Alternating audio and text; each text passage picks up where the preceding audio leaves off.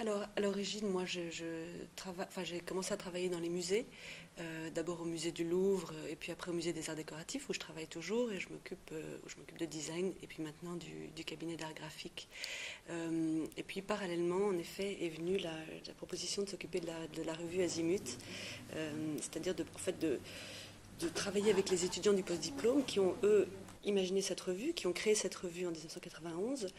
et puis voilà, de les diriger, d'installer une sorte de ligne de continuité d'une année sur l'autre pour que voilà, une identité s'installe d'une promotion d'étudiant à une autre. Donc ça fait à peu près 5 ans, voilà, ça fait 5 ans que je fais ça. Donc j'accompagne les étudiants avec Denis Coignou qui est graphiste, à la fois sur la conception de la maquette et puis sur le contenu. C'est vraiment une revue qui est faite entièrement avec les étudiants du post-diplôme. Parallèlement à ça, j'ai commencé à avoir un œil attentif à la biennale, par curiosité et intérêt bien sûr, mais aussi parce que j'étais en charge de l'organisation des colloques et conférences, et puis des deux derniers catalogues de la biennale. Voilà, donc là, ça m'a vraiment permis de bien comprendre la structure, l'organisation, les différents intervenants, comment fonctionnait la biennale. Et donc, quand Elsa Frances m'a proposé d'être commissaire de cette nouvelle biennale, j'étais absolument ravie. Et donc, c'est Elsa qui m'a proposé le thème de la téléportation, qui sur le coup m'a un petit peu inquiétée. Et puis, très rapidement, en fait, pendant qu'elle me parlait encore de ça, j'ai tout de suite pensé qu'en fait, c'était un thème formidable parce que en fait, il représente, je pense, une vision extrême de la société dans laquelle on vit. C'est-à-dire que si la téléportation physique n'est pas encore possible, on est constamment dans la téléportation mentale grâce aux outils de communication qu'on utilise tous aujourd'hui. Ça va être un petit peu comme un nuage qui flotte au-dessus de la biennale et les expositions se rapporteront par un fil tendu vers ce thème. C'est-à-dire qu'elles ne vont pas toutes traiter de la téléportation, mais elles seront reliées d'une manière ou d'une autre à ce thème. Euh, alors on a organisé un certain nombre, j'ai appelé un certain nombre de commissaires d'exposition à venir donc préparer selon des sujets, à partir de sujets en fait qui les intéressent eux et puis qui correspondaient aussi à la thématique choisie. Certaines expositions aussi qui sont devenues un peu maintenant des expositions piliers en fait de la biennale seront présentes aussi, c'est-à-dire que demain c'est aujourd'hui, par exemple l'exposition dont Claire Fayolle est le commissaire,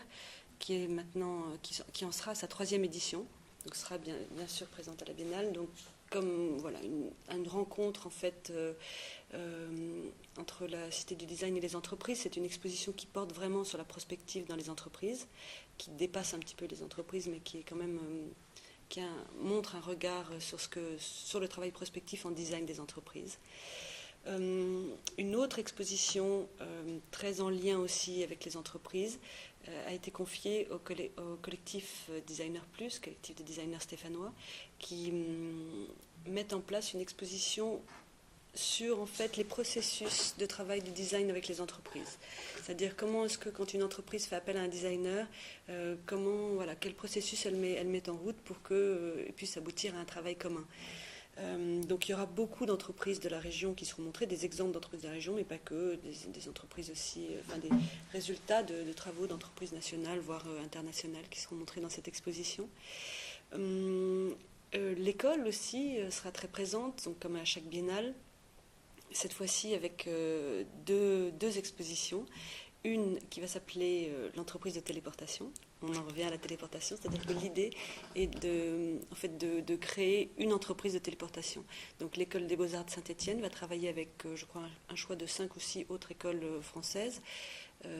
et créer donc à la fois les locaux, le fonctionnement, peut-être la collection de cette entreprise, le restaurant d'entreprise, etc. Enfin,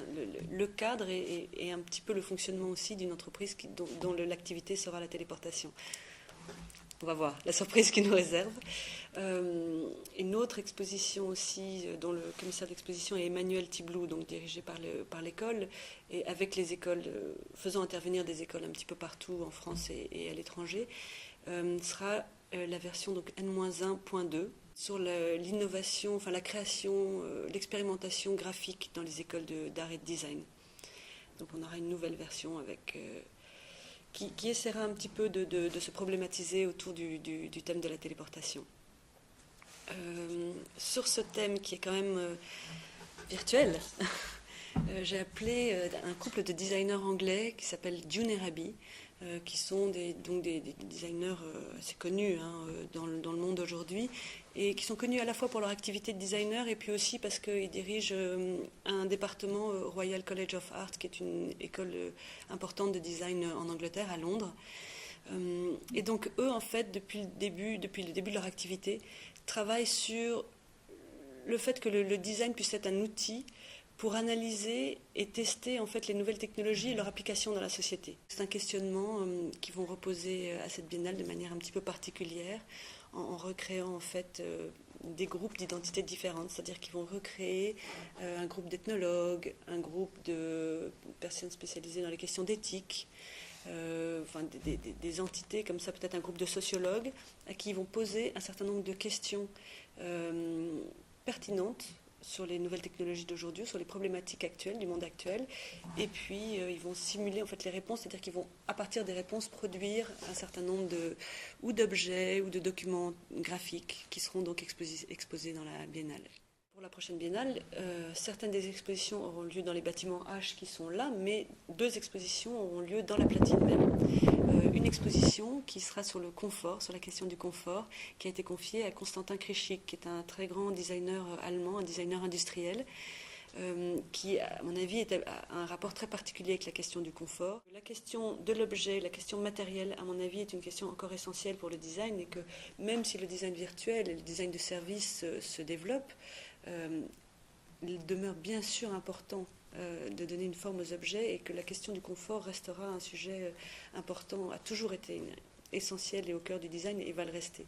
J'ai juste encore une exposition dont je dois vous parler parce qu'elle va drainer aussi pas mal de choses. C'est l'exposition en fait sur la ville mobile qui aura lieu aussi dans la platine et qui va porter sur tout ce qui est la mobilité urbaine, c'est-à-dire à la fois les mobilités de personnes, mais mobilité, tous les flux en fait, flux de connaissances, flux d'informations, transport de marchandises, tout ce qui fait en fait et qui est devenu aujourd'hui vraiment la caractéristique de la ville, c'est-à-dire le mouvement, et le mouvement physique des personnes, mais aussi le mouvement virtuel, parce que la révolution numérique qui s'est mise en place change vraiment,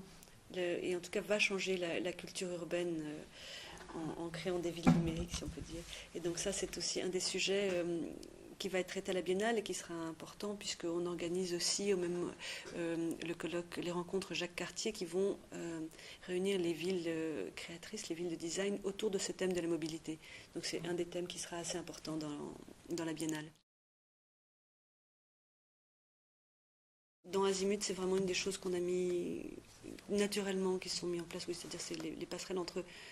les designers et puis les univers qui les intéressent. Et en fait, on a régulièrement appelé des spécialistes de différents domaines, que ce soit philosophes, sociologues ou scientifiques, oui, à parler non pas de leur point de vue sur le design, parce que ça c'est pas ça, mais au contraire à parler de leur spécialité, de manière à pouvoir interroger et ouvrir des champs aux designers. Donc à la Biennale, c'est une des choses qu'on va retrouver aussi, ces passerelles avec des scientifiques, avec des sociologues, des philosophes, des gens qui pensent la société d'aujourd'hui. On essaye vraiment de créer les choses en synergie. Il va y avoir une très belle exposition au musée d'art et d'industrie autour du créateur Maurizio Galante, qui est à la fois un créateur de mode, mais qui s'intéresse aussi au design. On projette actuellement une exposition autour d'un créateur de lumière au musée d'art moderne qui s'appelle Gino Sarfati.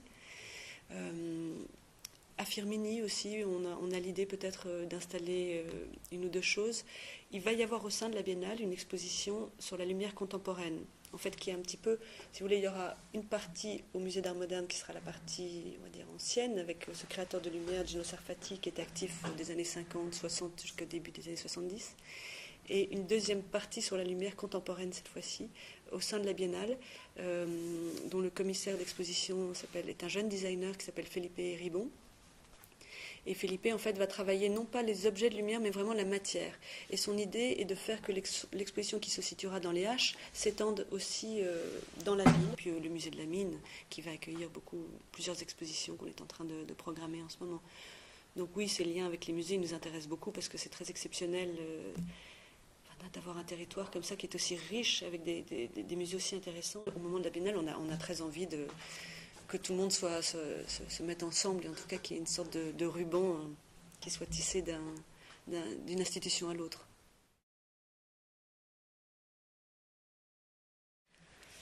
Je pense qu'en fait le design est surtout un mode d'observation en fait, c'est une manière de répondre à des questions, de solutionner des problèmes. C'est-à-dire qu'il peut s'appliquer dans tous les domaines qui soient. Il n'y a pas de domaine spécifique d'application au design. Sa spécificité est vraiment d'observer,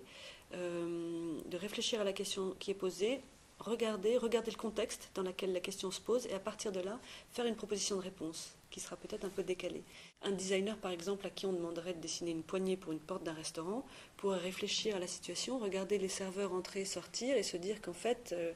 c'est pas la poignée qui est adaptée mais c'est un autre système d'ouverture par le pied, par l'épaule, j'en sais rien, il inventerait quelque chose mais il apporterait une réponse à la situation donnée en fait. Et pour moi le design c'est vraiment ça, c'est-à-dire que quel que soit le lieu et le champ d'application, qu'on soit dans le domaine médical, qu'on soit à l'extérieur, dans le mobilier urbain, qu'on soit dans le mobilier intérieur, qu'on soit dans les objets, la question en fait est d'apporter une réponse en prenant en compte le contexte d'usage, mais le contexte aussi et la situation, et d'apporter la solution qui soit la plus juste par rapport à ça et qui du coup va apporter une esthétique aussi parce que une solution très juste véhicule toujours une esthétique. Comme les voitures de F1 par exemple, de Formule 1 sont très belles parce qu'en fait elles sont excessivement elles sont excessivement efficaces. Ça véhicule de l'esthétique et c'est en ça que le design véhicule aussi une esthétique.